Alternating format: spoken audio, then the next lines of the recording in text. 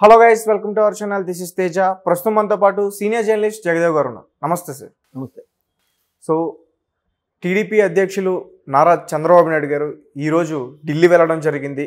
పొత్తుల గురించి ముఖ్యంగా మాట్లాడడం కూడా జరిగిందని పలు ఛానల్లో కూడా న్యూస్ అయితే బయట రావడం జరిగింది. సో మరి పొత్తు ఖరారైందా? పొత్తులోకేనా? ఒకవేళ పొత్తులోకైతే మరి బీజేపీకి ఎన్ని సీట్లు వస్తాయి? అంటే పొత్తు ఖరారు విషయం పక్కన పెడితే పొత్తు ఖరారు అవుతుందని ముందు నుంచి ఒక ఊహాగానాలు ఉన్నాయి. ఎందుకంటే కేవలం ఒకప్పటి ఎన్డీఏలో పాత మిత్రుడే కదా, బీజేపీతో ఉన్న పాత మిత్రత్వమే టీడీపీ. 2018లో ఎన్డీఏ నుంచి బయటకు వచ్చేసింది టీడీపీ ప్రకటిస్తూ. ఎందుకు వచ్చేసింది? కేవలం ఆంధ్ర రాష్ట్రం కోసమే చంద్రబాబు నాయుడు గారు అక్కడ పొత్తుల విషయంలో అదే బీజేపీతో ఫైట్ చేశారు. స్పెషల్ స్టేటస్ గురించి కానీ స్పెషల్ ప్యాకేజ్ గురించి కానీ రావాల్సినవి రాలేదని.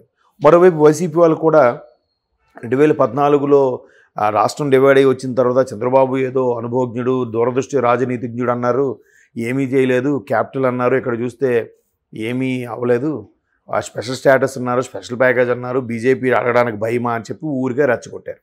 రెచ్చగొట్టడంతో టీడీపీ వాళ్ళు చంద్రబాబు నాయుడు గారు వెళ్ళి దాంట్లోంచి బయటకు వచ్చేసి ఇంకా మాకు ఇవ్వట్లేదని చెప్పి 2019లో బీజేపీతో మద్దతు లేకుండానే ఎన్నికలకు వెళ్ళారు.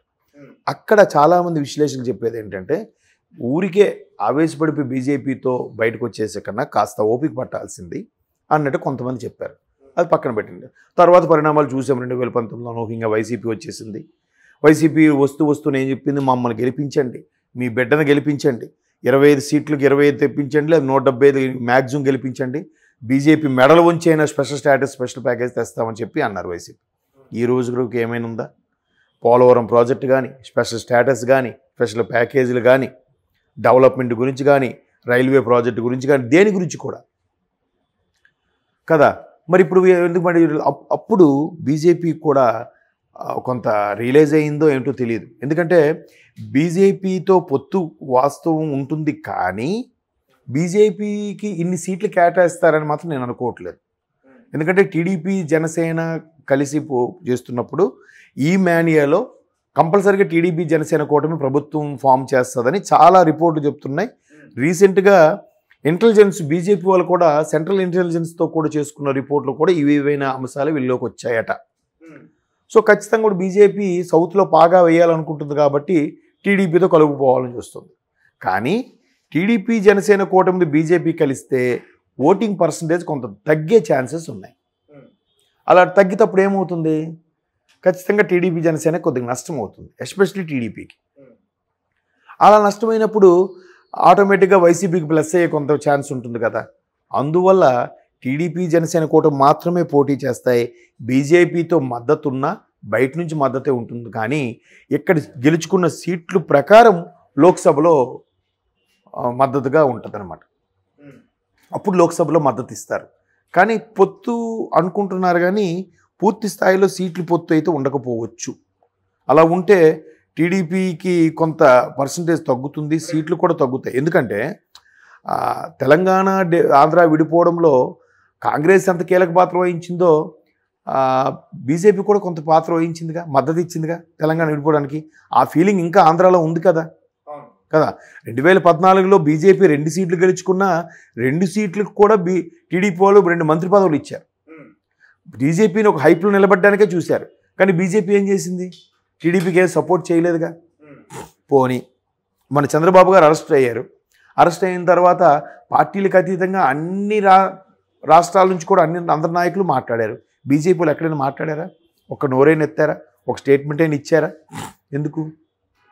మరోవైపు జగన్మోహన్ రెడ్డి గారు ఏమన్నారు? నేను ఇంగ్లాండ్లో ఉన్నాను, చంద్రబాబు గారు అరెస్ట్లో నాకు సంబంధమే లేదు, నాకు తెలియదు, మేబీ ఐటీ రైట్కి సంబంధించి సెంట్రలే చేయించిందేమో ఈ పని అని అన్నట్టు అన్నారు ఆయన. దానికి కూడా బీజేపీ ఏమైనా ఖండించిందా? ఖండించలేదు. అంటే బీజేపీ హస్తం కూడా ఉందా చంద్రబాబు గారు అరెస్ట్ విషయంలో? అలాంటప్పుడు పొత్తు ఏ స్థాయి ఎంతవరకు పెట్టుకోగలుగుతారు? ఏ స్థాయి వరకు సీట్లు ఇస్తారు? బయట నుంచి మద్దతు కాంప్రమైజ్ అవ్వడానికి అనుకుంటున్నాను. నేను ఇంకో వార్త కూడా విన్నది ఏంటంటే చంద్రబాబు నాయుడు గారిని మరలా ఎన్డీఏలోకి ఆహ్వానించి వాళ్ళ మద్దతు తీసుకొని, వాళ్ళు ఆహ్వానిస్తే ఈయన వెళ్ళారు, ఈయనంతటి ఈయన వెళ్ళలేదు. వాళ్ళు ఆహ్వానిస్తే వెళ్ళారనే వార్తలు వస్తున్నాయి. నెక్స్ట్ అలా ఇచ్చిన తర్వాత రేపొద్దున బీజేపీ కూడా ఆల్రెడీ స్టేట్మెంట్ ఇచ్చింది 400 సీట్లు తెచ్చుకుంటాం ఈసారి సెంట్రల్లో గవర్నమెంట్. కానీ 400 అంటే ఒక బీజేపీతో కాదు, బీజేపీ మిత్రపక్షాలతో కలిపి 400 వస్తాయని. సో అప్పుడు టీడీపీ లాంటివి, ఆర్జేడీ, ఏఐడిఎంకే లేదంటే శివసేన ఇలాంటివన్నీ మళ్ళీ మద్దతు ఇస్తే బీజేపీ ఆ ఫిగర్లోకి వెళ్తుంది. లేదంటే 10 ఏళ్ళు వరుసగా చేస్తున్నప్పుడు ఎంతో కొంత వ్యతిరేకత వల్ల కొన్ని స్థానాల్లో కోల్పోయే ఛాన్సెస్ కూడా ఉన్నాయి కదా. అందుకు బీజేపీ మరలా చంద్రబాబు నాయుడు లాంటి వ్యక్తుల్ని ఆహ్వానించి లోక్సభకు స్థానాల్లో ఎన్ని సీట్లు గెలుచుకున్నాక మద్దతు ఇవ్వడం కోరే ఛాన్సెస్ ఉన్నాయి. ఇప్పుడు అసెంబ్లీ లోక్సభ స్థానాలకి ఆంధ్రాలో వచ్చే ఎన్నికలకు మాత్రం బీజేపీకి సీట్లు కేటాయించే అవకాశం తక్కువ నేను అనుకోవడం. ఎందుకంటే ఓటింగ్ పర్సంటేజ్ కూడా వస్తారు కదా. జనసేనకే 30 సీట్లు ఇస్తాం అనుకుంటున్నారు అసెంబ్లీవి, 3-4 ఇస్తాం అనుకుంటున్నారు లోక్సభ ఓటింగ్ బట్టి. ఎందుకు? గత ఎన్నికల్లో 6% ఉంది జనసేనకి, ఈసారి అది 12-15కి వెళ్ళింది. 15% అనుకుందాం. 100కి 15% అంటే 100కి 15 సీట్లు, 200కి 30 సీట్లు ఇవ్వాలి. బట్ 175కే 30 సీట్లు ఇవ్వాలని ఒప్పుకుంది కదా టీడీపీ. అంటే వార్తలు వస్తున్నాయి కదా 30 సీట్ల వరకు ఇస్తారు జనసేనకని. సో అటువంటి 15% ఉన్న జనసేనకే 30 సీట్లు ఇస్తే బీజేపీకి ఎంత పర్సంటేజ్ ఉంది, ఎన్ని సీట్లు ఇస్తారు? క్వశ్చన్ మార్కే కదా. కాబట్టి మద్దతు ఏదంటే మళ్ళీ మీరు మా ఎన్డీఏ మిత్రపక్షాల్లో చేరండి అని అవ్వచ్చు, మీకు మంచి సపోర్ట్ ఇస్తాం, నెక్స్ట్ గవర్నమెంట్ వచ్చాక మీకు కావాల్సినవన్నీ ఇస్తాము, మీరు మాకు లోక్సభలో సపోర్ట్ ఇవ్వాలని మాట్లాడుకోవచ్చు. కానీ ఇక్కడ సీట్ల సర్దుబాటు వరకు మాత్రం అలా జరగపోవచ్చు అని నా అభిప్రాయం. ఓకే. ఎందుకంటే ఆల్రెడీ 2014 నుంచి 19 వరకు బీజేపీ ఏమీ చేయలేదు రాష్ట్రానికి. ఇప్పుడు 19 నుంచి ఏమైనా చేసిందంటే అది లేదు కదా. ఇప్పుడు మొన్న కూడా రైల్వే మంత్రి ఏమంటున్నారు, మేము రైల్వే జోన్ పెట్టడానికి సిద్ధంగా ఉన్నాం, కాకపోతే మీ రాష్ట్ర ప్రభుత్వం మాకు స్థలం కేటాయించలేదు అంటున్నారు. మరి టీటీడీలో జరిగిన అన్యాయాల గురించి అక్కడ బీజేపీ మాట్లాడలేదు. రామతీర్థాల్లో రాముడి విగ్రహం ఇదైపోయినప్పుడు కూడా ఏం మాట్లాడలేదు. ఇటువంటి నేపథ్యంలో బీజేపీ వాళ్ళకి సీట్లు ఇస్తే ఆంధ్ర ప్రజలు ఎలా ఓటేస్తారండి? ఏ స్థాయి వరకు ఓటేస్తారు? ఎంతవరకు నమ్ముతారు కదా. కాబట్టి మద్దతు అయితే తీసుకుంటారు, కానీ బయట నుంచి మద్దతు ఉంటుందని నేను అనుకుంటున్నాను. సీట్లు కేటాయింపు మాత్రం 1-2కే పరిమితం అవుతుంది, ఎక్కువ ఎవరు. ఎందుకంటే 15% వస్తుందని ఎక్స్పెక్ట్ చేసే జనసేనకే 30, అక్కడ 3-4 స్థానాలు ఇచ్చేప్పుడు బీజేపీకి ఎందుకు ఇస్తారు, ఎందుకు ఇవ్వాలి? నా అభిప్రాయం ఇది. మరి టీటీడీలో జరిగిన అన్యాయాల గురించి అక్కడ బీజేపీ మాట్లాడలేదు. రామతీర్థాల్లో రాముడి విగ్రహం ఇదైపోయినప్పుడు కూడా ఏం మాట్లాడలేదు. ఇటువంటి నేపథ్యంలో బీజేపీ వాళ్ళకి సీట్లు ఇస్తే ఆంధ్ర ప్రజలు ఎలా ఓటేస్తారండి? ఏ స్థాయి వరకు ఓటేస్తారు? ఎంతవరకు నమ్ముతారు కదా. కాబట్టి మద్దతు అయితే తీసుకుంటారు, కానీ బయట నుంచి మద్దతు ఉంటుందని నేను అనుకుంటున్నాను. సీట్లు కేటాయింపు మాత్రం 1-2కే పరిమితం అవుతుంది, ఎక్కువ ఎవరు. ఎందుకంటే 15% వస్తుందని ఎక్స్పెక్ట్ చేసే జనసేనకే 30, అక్కడ 3-4 స్థానాలు ఇచ్చేప్పుడు